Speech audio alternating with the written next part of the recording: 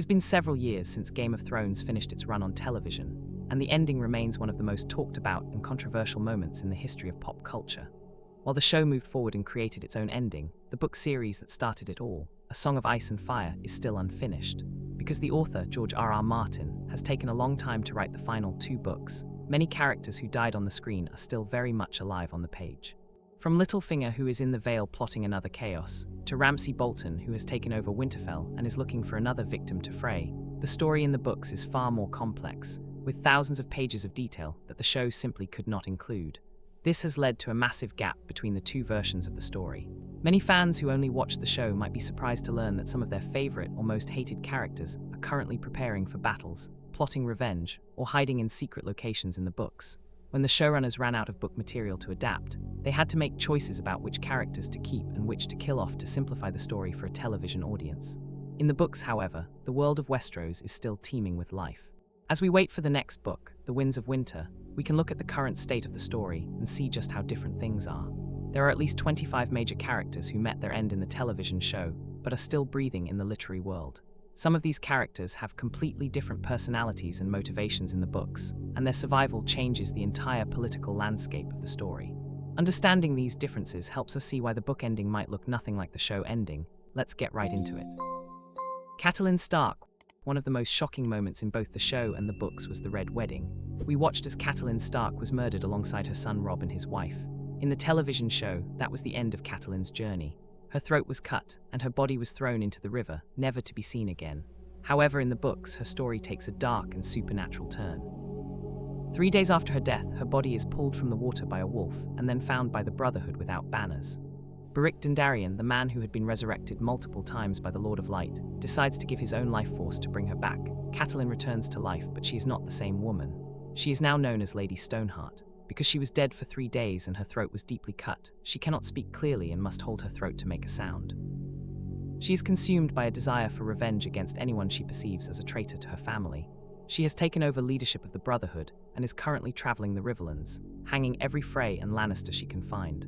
Her survival is a massive part of the book's story that the show completely ignored, and she is currently holding Brienne of Tarth and Jaime Lannister in a very dangerous situation.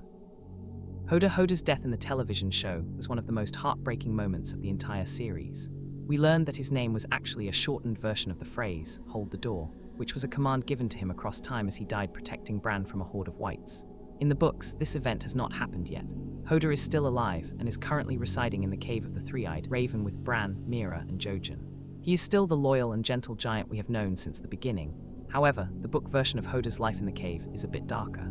Bran has begun to skin change into Hodor's body more frequently to explore the deeper, darker tunnels of the cave. In the books, skin changing into another human is considered a great taboo and an act of violation. Hodor is clearly terrified whenever Bran enters his mind, and he retreats into a corner of his own consciousness to hide. While we know from George R.R. Martin that the hold the door moment will eventually happen in the books, the circumstances will likely be different. For now, Hodor remains a living protector for Bran, surviving in the frozen depths of the far north while the threat of the others grows closer. Jane Westerling. In the show, Robb Stark's wife was a woman named Talisa Meja from Volantis. She was a healer who traveled with the army and was famously murdered at the Red Wedding while pregnant with Robb's child. It was one of the most brutal deaths in the series. However, in the books, Robb's wife is Jane Westerling, and she was never at the Red Wedding at all. Jane comes from a noble but impoverished house in the Westerlands. Robb married her out of a sense of honor after he slept with her while grieving for his brothers. When Robb went to the twins for the wedding, Jane stayed behind at Riverrun to avoid insulting the Freys further. Because of this, she survived the massacre. After the war, she was captured by the Lannisters and is currently being moved back to her family home under heavy guard. Her mother had secretly been giving her potions to prevent her from getting pregnant, so there is no Stark heir, but Jane herself is alive and remains a symbol of Robb's short-lived reign as king in the north. Stannis Baratheon. Stannis Baratheon is another character whose fate in the show was very different from his current status in the books. In the television series, we saw Stannis suffer a humiliating defeat at the hands of the Boltons before being executed by Brienne of Tarth. His death felt like a finality to his failed quest for the throne. In the books, however, Stannis is still alive and is proving to be a much more competent leader and strategist. He is currently camped out in a small crofters' village during a massive snowstorm, just a short distance away from Winterfell. Instead of being a broken man, Book Stannis is preparing for a major battle against the Boltons and the Freys. He has captured Theon Greyjoy and is using his knowledge to prepare his defenses.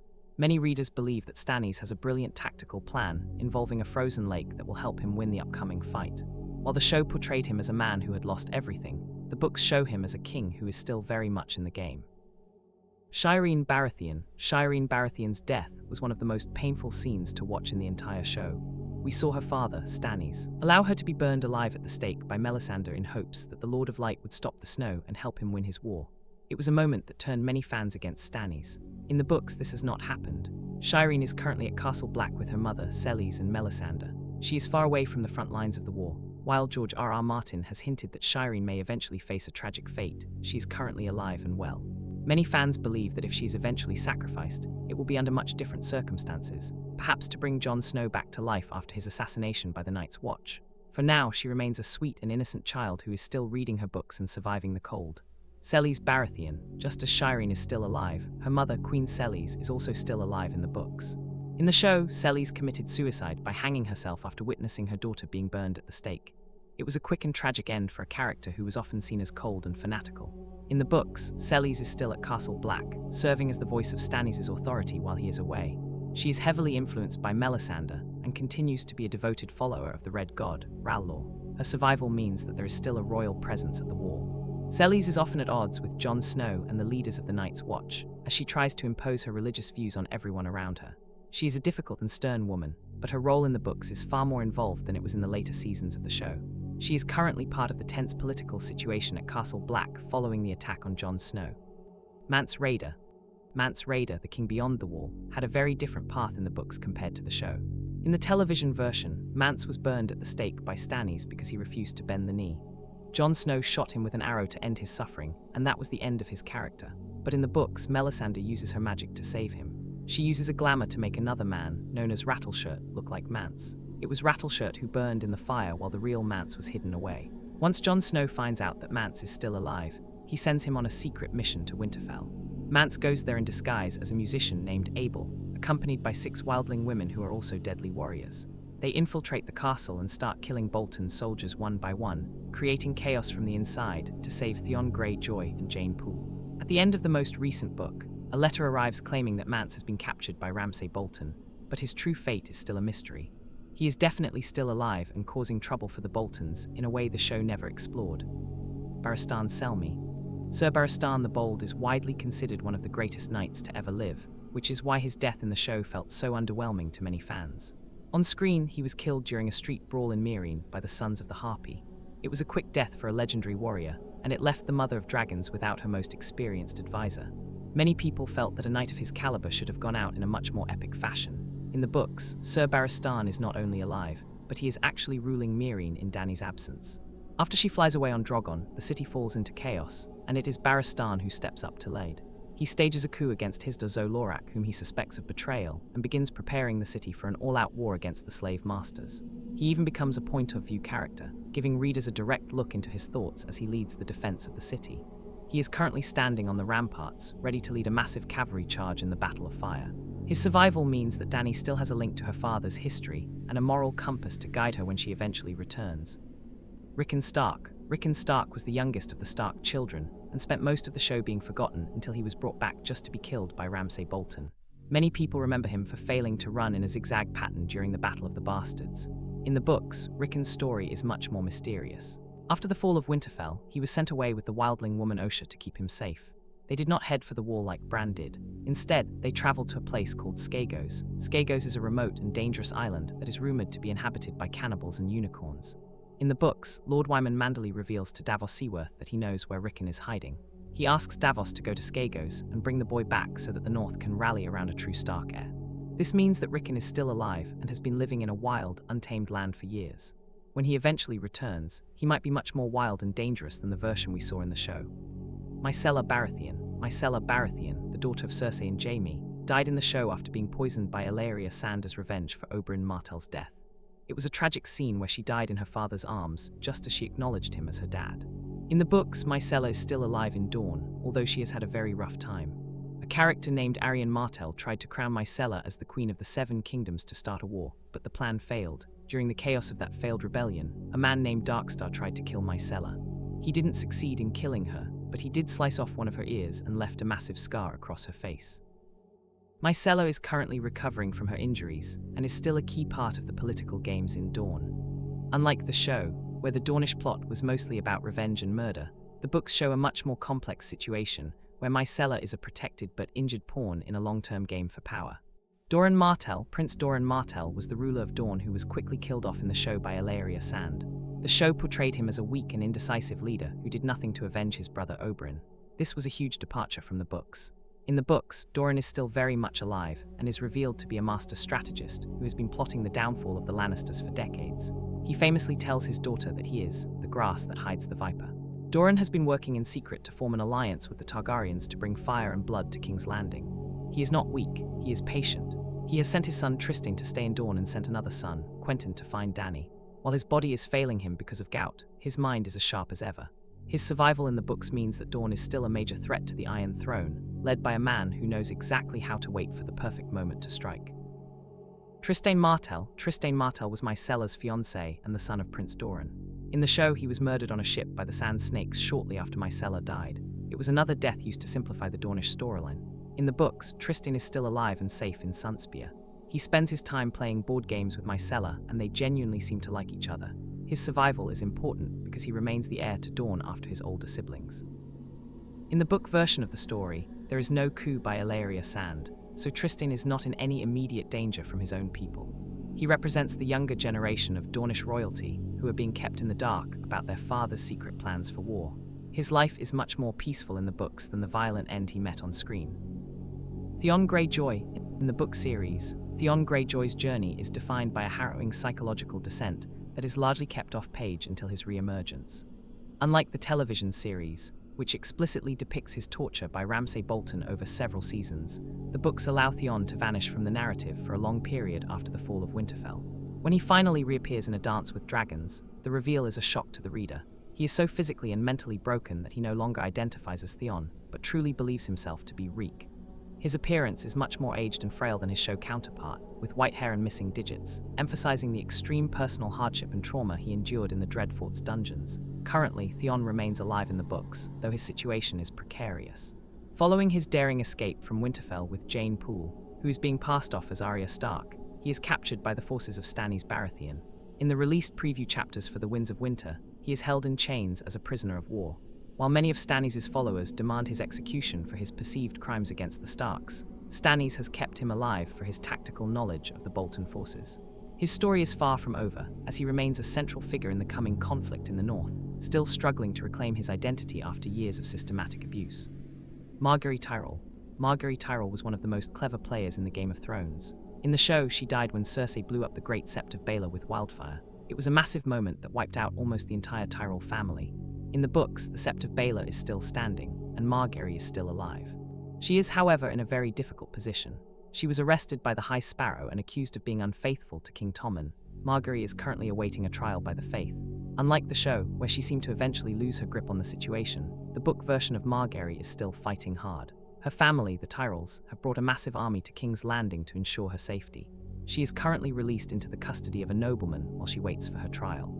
Her survival keeps the tension between the Tyrells and the Lannisters at a boiling point, and the explosion that killed her in the show has not happened in the books. Loras Tyrell. Sir Loras Tyrell, the Knight of Flowers, also died in the wildfire explosion in the show. Before that, he had been broken by the Faith militant and forced to confess to his sins. In the books, Loras' story is very different. He was never arrested by the High Sparrow. Instead, he volunteered to lead an assault on Dragonstone to help the Lannisters, so that the Tyrell fleet could return home to protect the Reach from Ironborn raiders. The reports that have reached King's Landing claim that Loras was horribly burned by boiling oil during the battle and is currently dying. However, many readers suspect that these reports might be exaggerated or even false. Whether he is truly near death or not, he is technically still alive in the books. He is not a prisoner of the Church, and he did not die in a massive explosion. He remains one of the most famous knights in the realm, and his true condition is one of the many mysteries we are waiting to solve. Mace Tyrell. Lord Mace Tyrell was the head of House Tyrell and the father of Margaery and Loras. In the show, he was a bit of a buffoon who died alongside his children in the Sept of Baelor. In the books, Mace Tyrell is still very much alive and is currently the hand of the king to Tommen. While he is still portrayed as someone who is a bit too proud and not as smart as his mother, Olenna, he is still a powerful man with the largest army in Westeros. Mace is currently furious about his daughter's arrest and has sworn that he will not leave King's Landing until she is proven innocent. He has taken over the government of the city and is filling the small council with his own loyal men. His survival means that the Tyrells are currently the dominant force in the capital, which makes Cersei Lannister even more desperate and dangerous. He is a major political player who is standing right at the center of the upcoming conflict. Lady Olenna Tyrell. Lady Olenna Tyrell, the Queen of Thorns, was one of the most beloved characters in the show because of her sharp wit and her ability to outsmart almost anyone. In the series, she died in the 7th season after the Lannister army took Highgarden. She went out on her own terms, drinking poison and revealing to Jaime Lannister that she was the one who killed Joffrey. In the books, Olenna is still alive and has actually left King's Landing to return to the safety of Highgarden. She left the capital shortly after the marriage of Margaery and Tommen, sensing that the city was becoming too dangerous because of Cersei's paranoia and the rising power of the Faith.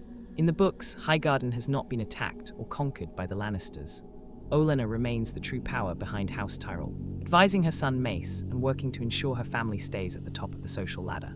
While she is still a master of secrets and poison, she is currently in a much safer and more stable position than she was in the show. Her survival means the Tyrells still have their greatest strategist looking out for them as the war for the throne continues. Lancel Lannister. Lancel Lannister was Cersei's cousin and lover, who eventually turned to religion and joined the Faith militant. In the show, he was killed in the basement of the Sept of Baelor as he tried to put out a candle that ignited the wildfire. In the books, Lancel is still alive. He has indeed joined the Warrior's Sons, which is the knightly order of the Faith, but he has not been blown up. He is a changed man, very thin and sickly looking, because he spends all his time fasting and praying. He has given up his lands and his wife to serve the gods. Lancel is a potential witness against Cersei in her upcoming trial, as he knows all of her secrets. His survival is a constant threat to Cersei's legitimacy and safety. He represents the growing power of the common people and the church, which is a major theme in the later books that the show only touched upon briefly. Petyr Baelish. Petyr Baelish, better known as Littlefinger, met a surprising end in the show when he was executed by Arya Stark after Sansa figured out his lies. In the books, Littlefinger is nowhere near being caught. He is currently in the Vale, where he is the Lord Protector. He has a very complicated plan involving Sansa Stark, who is currently disguised as his illegitimate daughter, Elaine Stone. Littlefinger's book version is much more subtle and dangerous than the show version. He is not making obvious mistakes or begging for his life. He is currently working to marry Sansa to the heir of the Vale, Harry the Heir, with the goal of eventually revealing her true identity and using the armies of the Vale to win back Winterfell. He is still one of the most powerful and secretive men in the world, and he is far from being defeated. His control over Sansa is much stronger in the books, and she is still learning how to play the game from him. Varys the Spider died in the final season of the show, burned alive by Dany's dragon for treason. In the books, Varys has disappeared from the public eye but is still very much active. At the very end of the most recent book, A Dance with Dragons, Varys makes a shocking appearance in the epilogue. He uses a crossbow to kill Kevan Lannister and Grand Maester Pycelle to create chaos in King's Landing. Varys explains that he is doing this because he wants the city to be weak and divided so that a new king can take over. In the books, Varys is supporting a character named Young Griff, who claims to be Aegon Targaryen, the son of Rhaegar who was thought to have died as a baby. Varys is still the Master of Whispers, hiding in the secret tunnels of the Red Keep and pulling the strings of the entire kingdom. He is arguably at the height of his power in the books right now. Roose Bolton. Roose Bolton was the cold and calculating lord of the Dreadfort who betrayed the Starks. In the show, he was killed by his son Ramsay, who stabbed him in the heart to take power for himself. In the books, Roose is still alive and is currently the Lord of Winterfell. He is well aware of how dangerous and unstable his son Ramsay is, but he hasn't been killed by him yet. Roose is currently dealing with a very tense situation inside Winterfell. It is snowing heavily, the Lords of the North are restless and suspicious, and someone is murdering people inside the castle walls. Roose is trying to keep order while knowing that his allies might turn on him at any moment. He is a much more terrifying and quiet villain in the books, often described as having skin like old leather and eyes like chips of ice. His end will likely come, but for now, he is still the man in charge of the North. Ramsay Bolton. Ramsay Bolton was the primary villain of the middle seasons of the show, and he was eventually killed by his own hounds after losing the Battle of the Bastards. In the books, Ramsay is still alive and is as cruel as ever. He has recently married Arya Stark, though in the books, it is actually a girl named Jane Poole who is being forced to pretend to be Arya. Ramsay is currently at Winterfell with his father, preparing for the arrival of Stannis Baratheon's army. He has lost his favorite prisoner, Theon Greyjoy, who escaped with Jane Poole. This has made Ramsay incredibly angry. He sent a threatening letter to Jon Snow at the Wall, claiming he wants his bride and his prisoner back. Ramsay is a major threat who is still very much active in the story, and the massive battle that will decide his fate has not happened yet in the written version. Walder Frey, the man who hosted the Red Wedding, was killed by Arya Stark in the show after she fed him a pie made of his own sons. It was a very satisfying moment for fans of the Starks. In the books, Walder Frey is still alive and well at the twins. He is over 90 years old and has outlived many of his own children. While he hasn't been killed yet, his family is in deep trouble. Lady Stoneheart and the Brotherhood are systematically hanging any Freys they can find. Also, there's a lot of infighting within the Frey family as they all wait for the old man to die so they can inherit his lands. The Frey pie story actually does happen in the books, but it is done by Lord Wyman Manderley, and Walder Frey hasn't eaten them yet. He remains a symbol of betrayal, sitting in his castle while the world around him begins to burn. Jojen Reed was the boy with green dreams, who helped Bran reach the three-eyed raven. In the show, he was killed by whites just outside the entrance to the cave. In the books, Jojen is still alive, but he is in a very bad state. He reached the cave safely with Bran, Meera, and Hodor, but he has become very depressed and sickly. Jojen has seen his own death in his dreams, and he believes it is coming soon. He spends his time staring out of the cave or wandering the tunnels. There is a dark fan theory called Jojen Paste, which suggests that the children of the forest might have killed him to feed his blood to Bran to wake his powers, but this is not confirmed. As far as the written text goes, Jojen is still breathing, though he is very weak and believes his journey is almost over. The High Sparrow was a major antagonist in the middle seasons of the show, representing the rising power of the common people and the faith of the Seven. In the television series, his story came to an explosive end when Cersei Lannister used wildfire to destroy the Great Sept of Baelor, killing him along with everyone else inside. In the books, the High Sparrow is still very much alive and is currently the most powerful man in King's Landing. He has successfully forced Cersei to perform her Walk of Atonement, and is now presiding over the upcoming trials of both Cersei and Margaery Tyrell. In the books, the High Sparrow is a much more mysterious and intimidating figure. He doesn't have a name, and he refuses to wear shoes or fine clothing, choosing to live like the poorest of the poor. He has effectively taken control of the city by arming the Faith militant, and even the Lannister and Tyrell soldiers are afraid of his influence over the crowds. He is currently waiting for the trial by combat that Cersei has requested, and he is carefully watching every move the nobles make. His survival means that the religious conflict in the capital is still a major part of the story, and the wildfire explosion that ended his life in the show has not happened in the books. Sir Alliser Thorne was the Master-at-Arms who hated Jon Snow and eventually led the mutiny that killed him in the show. In the show, Jon executed him after being brought back to life. In the books, Sir Alliser is still alive, but he was not present for the attack on Jon Snow. To get him out of the way, Jon ordered Alliser to go on a ranging beyond the wall. Alliser Thorne was furious about the order but had to obey his Lord Commander. He is currently out in the frozen wilderness with a group of men, and no one knows if they are still alive or if they have been killed by the others. Because he wasn't there to kill Jon, his character hasn't faced the same consequences he did in the show. He remains a bitter and tough soldier who is lost somewhere in the true north. Thoros of Myr was the Red Priest who kept bringing Beric Dondarrion back to life. In the show, he died from his wounds and the cold during the mission to capture White beyond the wall. In the books, Thoros is still alive and is still with the Brotherhood without banners. However, he is a very broken and sad man. He is horrified by what Lady Stoneheart has turned the Brotherhood into. He says that they were once a group of heroes protecting the weak, but now they are just a group of killers seeking vengeance. Thoros is still there, but he no longer has the same fire or joy he once had. He is a witness to the darkness that has taken over Catelyn Stark's new life, and he is one of the few people who remembers what the group used to stand for. The difference between the show and the books is massive, and these 26 characters are proof of that. When we read the books, we are following a story that is much wider and deeper, where the consequences of every action are still playing out. These characters aren't just names on a page, they are the keys to the future of the story. Whether it is Lady Stoneheart seeking revenge or Stannis preparing for a battle in the snow, their survival means that the ending of the books will be something we haven't seen before. While the show gave us one version of the end, the true fate of Westeros is still being written.